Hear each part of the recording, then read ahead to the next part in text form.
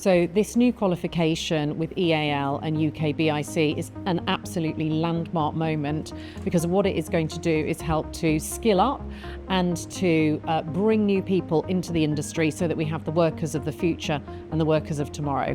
So it's really important to start looking at how we can upskill and reskill.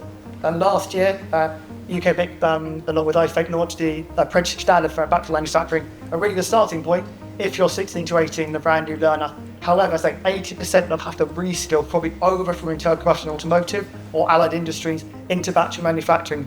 The next generation is going to be powered by batteries, and we know that the battery tech is going to be in our homes, in our cars, but also in storage for the nation's power system and grid system to make things more resilient.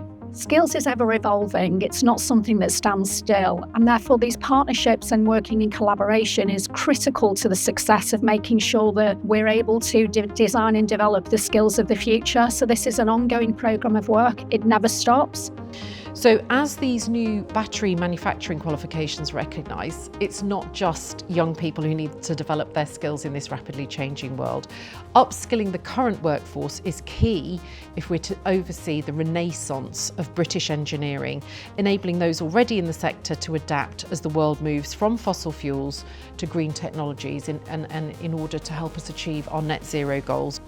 We at EAL are working in partnership with all industries and sectors across engineering and manufacturing to make sure that we are future-proofing their skills.